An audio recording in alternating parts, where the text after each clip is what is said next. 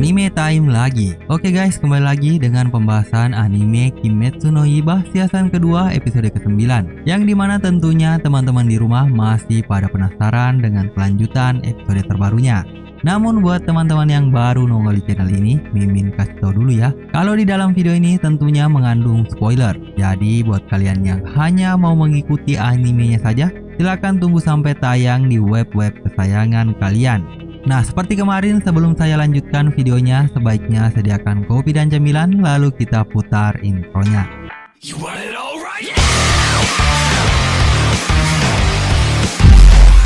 Nah guys, di episode kali ini kita flashback lagi ke beberapa jam yang lalu, sebelum kejadian yang terjadi di kediaman Ogimoto tempat Inosuke berada. Nah, di sini salah satu pelayan yang ada di kediaman Ogimoto melihat sosok monster berkepala babi, yang tak lain itu adalah Inosuke yang memakai topeng babinya.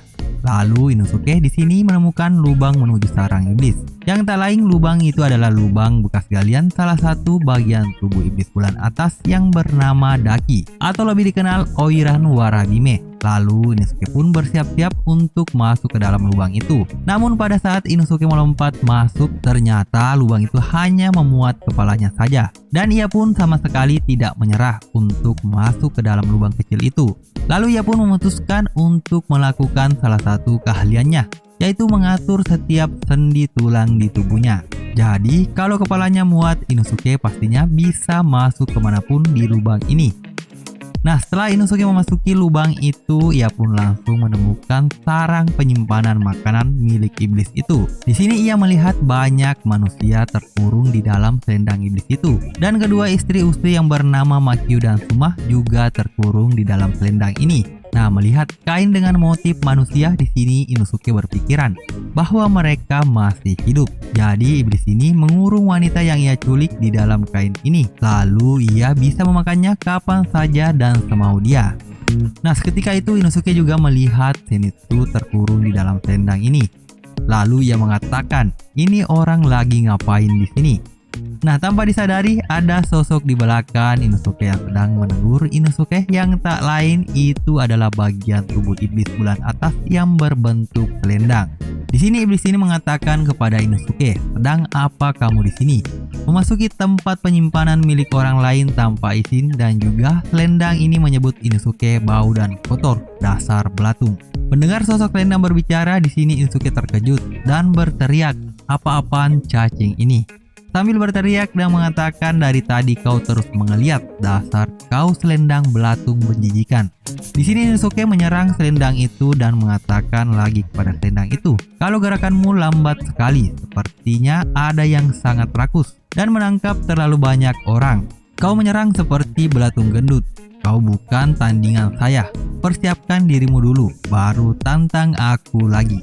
Nah, melihat pergerakan Inosuke, selendang ini berpikiran, kalau Inosuke benar-benar lihai, bisa menebas tanpa mengenai para manusia yang terperangkap. Padahal aku sudah susah payah menyimpan semua makanan segar ini, dan panca inderanya sangat tajam, terutama kemampuannya untuk merasakan aura membunuh. Dan tak peduli dari arah mana aku menyerang, dia bisa merasakannya dan menghindarinya. Dan aku tidak pernah menduga pemburu iblis akan datang ke tempat penyimpanan makananku. Jadi apa yang harus aku lakukan? Nah, seketika itu sebagian tubuh iblis bulan yang berbentuk selendang ini mengingat perkataan tuannya, "Tangkap dia hidup-hidup. Itu adalah orang yang mengganggu saat aku sedang menangkap Makyo. Orang itu sangat cantik. Manfaatkan cadangan makanan kita sesukamu. Kau boleh membunuh yang mana saja, kecuali 10 orang tercantik di sini.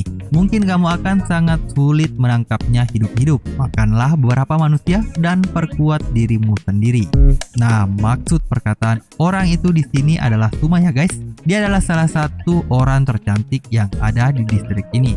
Nah, setelah selendang itu mengingat perkataan tuannya, di sini mereka pun saling melancarkan serangan demi serangan.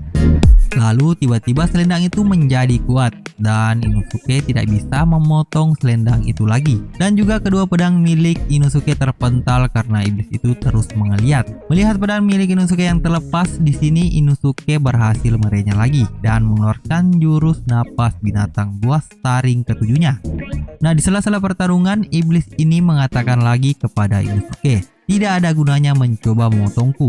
Lagi pula aku bukanlah tubuh asli. Yang lebih penting kau sudah repot-repot untuk menyelamatkan para gadis itu. Apa kau yakin akan meninggalkan mereka begitu saja?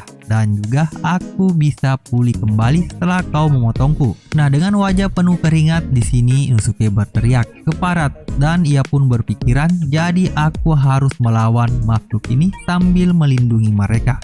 Nah, seketika itu juga di sini Inosuke mendapatkan bantuan dari Makio dan Suma yang telah terbebas dari selendang itu. Lalu Makio dan Suma mengatakan kepada Inosuke, "Selendang belatung ya, nama yang pas sekali buat makhluk itu. Sangat menjijikan. Kau benar sekali. Aku akan melaporkannya kepada Usui. Semoga kau beruntung di sana, kepala babi." Lalu Inosuke pun mengatakan kepada mereka, "Kalian ini siapa?" Dan Suma pun menjawab, "Kami adalah istri Usui, tapi saya tidak pintar bertarung. Jadi jangan terlalu berharap kepadaku." Nah, di sela-sela pertarungan, Makio berteriak kepada Suma agar berhenti bersikap seperti orang lemah. Namun di sini Suma mengatakan kepada Makio, "Tapi kamu tahu kan, aku hanyalah pecundang tidak berguna, bukan? Dan aku adalah yang pertama tertangkap. Aku tidak bisa melindungi orang-orang yang tertangkap. Mungkin aku yang akan pertama mati." Nah, perkataan yang dilontarkan Suma itu langsung ditanggapi oleh iblis itu. "Kau benar sekali. Rupanya kau paham sekarang. Siapa yang mau menjadi santapan yang pertama?" Lalu di sini Inosuke berteriak keparat, "Itu bukan tubuh aslinya. Kalau itu benar maka ini gawat. Pertarungan ini tidak ada akhirnya." Nah, di sela-sela pertarungan Inosuke pun melihat Zenitsu yang sudah terlepas dari selendang itu dan mengatakan kepada Zenitsu, "Baiknya kau tidur saja selamanya, kawan." Dan juga para tikus Shinobes telah datang membawa pedang Zenitsu. Melihat Inosuke yang berbicara dengan Zenitsu yang masih tidur, di sini Suma berkata, "Apakah anak itu juga dari korps pemburu iblis? Kenapa mereka semua terlihat menggelikan?" Lalu Suma pun menjawab, "Aku juga tidak tahu." Nah, seketika itu iblis ini pun heran dengan pergerakan Zenitsu yang sangat cepat. Dan juga ada dua terdengar suara ledakan, yang satu terdengar seperti petir yang berasal dari serangan Zenitsu dan yang satunya lagi dari atas. Nah, mendengar suara ledakan yang berasal dari atas, di sini mereka semua pun memalingkan pandangannya ke atas langit-langit terowongan itu. Lalu iblis ini pun mengatakan ada lubang udara yang terbuka. Bagaimana mungkin ada orang yang bisa membuat lubang dari atas? Nah, seketika itu Inosuke menoleh ke belakang dan melihat seseorang di balik debu bekas ledakan itu. Yang tak lain itu adalah Usui. Lalu di sini iblis ini merasakan hawa keberadaan yang sangat kuat dan dia tahu bahwa itu adalah seorang pilar. Tanpa basa-basi di sini Usui lalu melancarkan serangan ke selendang iblis itu. Nah, setelah Usui melakukan serangan ke iblis itu, di sini Usui lalu menyapa Makio dan Suma dan mengatakan, "Maaf, aku terlambat. Saatnya memberikan pertunjukan yang elok." Nah, di sini selanjutnya di sini kita flashback ke ingatan Makio beberapa tahun yang lalu waktu mereka menjadi Koinechi. Terlintas di ingatan perkataan Makio, "Kami tidak pernah membenci kematian karena itulah yang diajarkan pada kami sebagai shinobi.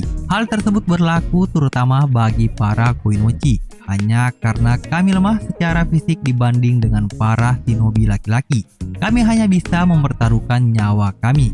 Namun setelah bertemu Usui di sini mereka disuruh untuk memikirkannya sendiri dan Usui pun mengingatkan kepada mereka bertiga, "Hal pertama yang harus kalian lakukan adalah kembali ke tempatku. Tidak peduli apapun yang kalian tinggalkan, hidup kalian lebih penting dibanding tugas kalian. Memang tidak wajar untuk berkata seperti itu dalam pekerjaan ini, tapi aku peduli. Aku mengizinkannya. Aku menetapkan urutan prioritas hidup yang jelas dan elok. Pertama kalian bertiga, lalu para manusia terhormat, kemudian aku sendiri."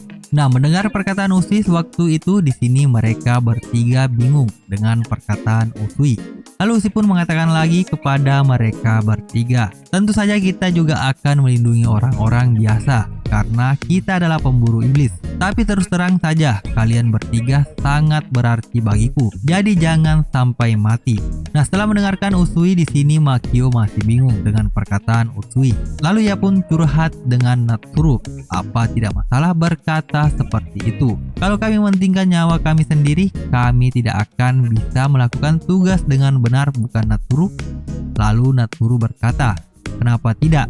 Usui bilang dia tidak masalah dengan hal itu, membenci kematian dan mengingatkan kehidupan, bukan hal-hal buruk.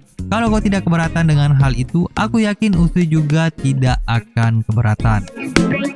Oke guys, di scene selanjutnya kita kembali lagi di pertarungan selendang iblis dan mereka berlima. Nah, di sini Usui lalu memegang kepala mereka berdua dan mengatakan kepada mereka, "Sepertinya kalian sudah bekerja dengan elok. Aku tahu kalian pasti bisa melakukannya, gadis-gadisku." Nah, mendengarkan perkataan Usui, Makio dan Suma tiba-tiba menangis. Lalu di tengah-tengah keharmonisan mereka bertiga, di sini Inosuke tiba-tiba mengatakan kepada Usui, "Hai Dewa Pesta Keparat, selendang belatung itu sudah kabur lewat lubang."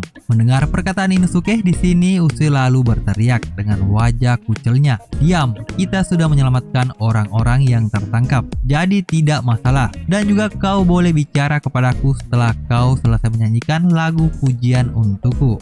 Makio yang nampak heran melihat tingkah laku Usui kepada Inosuke di sini lalu mengatakan kepada Usui, "Kita harus mengejarnya atau kerusakan akan semakin menyebar." Nah, Usui yang nampak kehilangan keelokannya di depan kedua istrinya ini sontak menyuruh mereka berempat untuk mengikutinya untuk mengejar selendang iblis itu.